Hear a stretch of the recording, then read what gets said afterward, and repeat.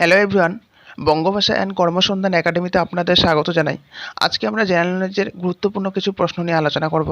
তোমরা জানো যে এই জেনারেল নলেজ বিভিন্ন কম্পিটিটিভ পরীক্ষায় যেমন ডাব্লিউপি, কেপি এবং সম্প্রতিকালে এসএসসি টেট এবং প্রাইমারি টেট পরীক্ষার জন্য অত্যন্ত গুরুত্বপূর্ণ বিষয় হিসেবে বিবেচিত হয়েছে। তো ঠিক আছে, আর কথা না বাড়িয়ে আমরা প্রশ্নে চলে যাব। আমাদের প্রথম প্রশ্ন তোমরা স্ক্রিনে দেখতে পাচ্ছ। এখানে বলা হয়েছে আকবর কত সালে বাংলা ও বিহারকে তার সাম্রাজ্য অন্তর্ভুক্ত করেছিল। তাহলে আকবর কত সালে বাংলা ও বিহারকে তার সাম্রাজ্যে অন্তর্ভুক্ত করেছিল? এখানকার সঠিক উত্তর কী হবে? অপশান সি, অর্থাৎ 1576 সালে আকবর বাংলা ও বিহারকে তার সাম্রাজ্যে অন্তর্ভুক্ত করেছিল। ঠিক আছে, এরপর আমরা নেক্সট কোশ্চেনে চলে যাব। আমাদের দ্বিতীয় কোশ্চেনে বলা হয়েছে বাংলা তারিখে আন্দোলনের নেতা কে ছিলেন? তাহলে বাংলা তারিখে আন্দোলনের নেতা কে ছিলেন? এখানকার সঠিক উত্তর কী হবে? অপশান বি, অর্থাৎ তিতুমির ছিলেন বাংলা তারিখে আন্দোলনের নেতা। ঠিক আছে, আমরা এবার নেক্সট কোশ্চেনে চলে যাব। এখানে বলা হয়েছে ভারতের রেল ও তার ব্যবস্থার প্রবর্তন কে ঘটান?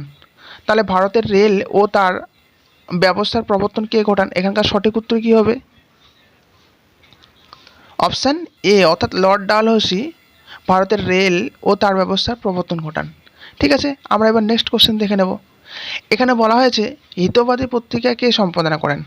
তাহলে হিতবাদী পত্রিকার সম্পাদক কে? এখানকার সঠিক উত্তর কী হবে? অপশান ডি, অর্থাৎ কালীপ্রসন্ন কাব্য বিশারদ হলেন হিতবাদী পত্রিকার সম্পাদক। ঠিক আছে, আমরা নেক্সট কোশ্চেন দেখে নেব। এখানে বলা হয়েছে কৃষি গবেষণা ভারতীয় পরিষদ কোথায় অবস্থিত? তাহলে কৃষি গবেষণা ভারতীয় পরিষদ কোথায় অবস্থিত? এখানকার সঠিক উত্তর কী হবে? অপশান এ, অর্থাৎ নয়াদিল্লিতে অবস্থিত ভারতের কৃষি গবেষণা কেন্দ্র। ঠিক আছে, আমরা নেক্সট কোশ্চেন দেখে নেব। আমাদের 6 নম্বর কোশ্চেনে বলা হয়েছে গরম পানির স্যাংচুয়ারি কোথায় অবস্থিত? তাহলে গরম পানির স্যাংচুয়ারি কোথায় অবস্থিত? এখানকার সঠিক উত্তর কী হবে? অপশান বি, অর্থাৎ দীপু অসমে অবস্থিত গরম পানির স্যাংচুয়ারি। ঠিক আছে, আমরা নেক্সট কোশ্চেন চলে যাব। এখানে 7 নম্বর কোশ্চেনে বলা হয়েছে পশ্চিমবঙ্গের কোন জেলায় সবচেয়ে বেশি তামাক উৎপাদিত হয়? তাহলে পশ্চিমবঙ্গের কোন জেলায় সবচেয়ে বেশি তামাক উৎপাদিত হয়? এখানকার সঠিক উত্তর কী হবে? অপশান ডি, অর্থাৎ কোচবিহার জেলায় পশ্চিমবঙ্গের সবচেয়ে বেশি তামাক উৎপাদিত হয়। ঠিক আছে, আমরা এবার নেক্সট কোশ্চেন দেখে নেব। 8 নম্বর কোশ্চেনে বলা হয়েছে সংবিধানের যে ধারাগুলিতে স্বাধীনতার অধিকার সংরক্ষিত আছে। তাহলে সংবিধানের যে ধারাগুলিতে স্বাধীনতার অধিকার সংরক্ষিত আছে এখানকার মধ্যে কোনটা সঠিক? অপশান বি, অর্থাৎ 25 থেকে 28 নং ধারাতে স্বাধীনতার অধিকার সংরক্ষিত আছে। ঠিক আছে, এরপর আমরা নেক্সট কোশ্চেন দেখে নেব। আমাদের 9 নম্বর কোশ্চেনে বলা হয়েছে হাইকোর্টের বিচারপতিদের অবসর গ্রহণের বয়স কত?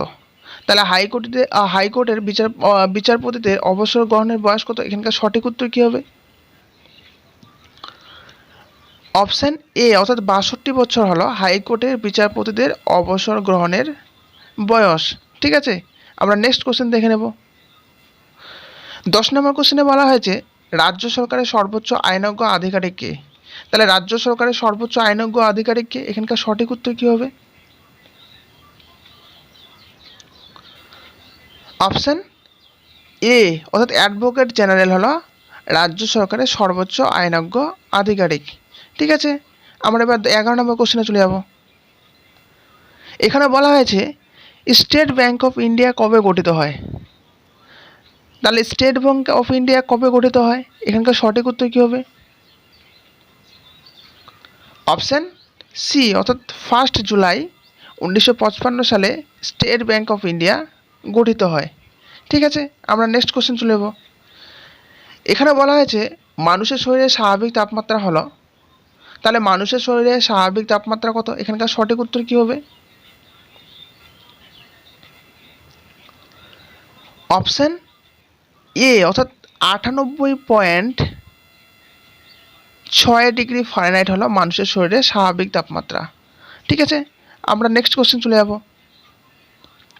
13 নম্বর কোশ্চেনে বলা হয়েছে দূরত্বের সবচেয়ে বড় এককের নাম কি? তাহলে দূরত্বের সবচেয়ে বড় এককের নাম কি? এখানকার সঠিক উত্তর কী হবে? অপশান এ অর্থাৎ পারসেক হলো দূরত্বের সবচেয়ে বড় এককের নাম। ঠিক আছে, আমরা নেক্সট কোশ্চেন চলে যাব। এখানে বলা আছে মানুষের রক্তে পিএইচ মান কত।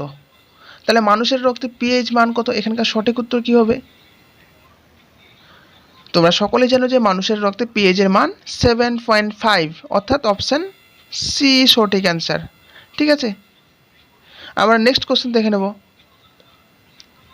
এখানে বলা হয়েছে সর্বাপেক্ষা কম সালোক সংশ্লেষ হয় কোন আলোয়। তাহলে কোন আলোয় সর্বাপেক্ষা কম সালোক সংশ্লেষ হয়, এখানকার সঠিক উত্তর কী হবে? অপশান সি, অর্থাৎ সবুজ আলোয় সবচেয়ে কম সালোক সংশ্লেষ হয়। তাহলে সি। ঠিক আছে, এরপর আমরা 16 নম্বর কোশ্চেনে চলে যাব। এখানে বলা হয়েছে ব্যাস সম্মান কোন ক্ষেত্রে দেওয়া হয়। তাহলে ব্যাস সম্মান কোন ক্ষেত্রে দেওয়া হয়, এখানকার সঠিক উত্তর কী হবে?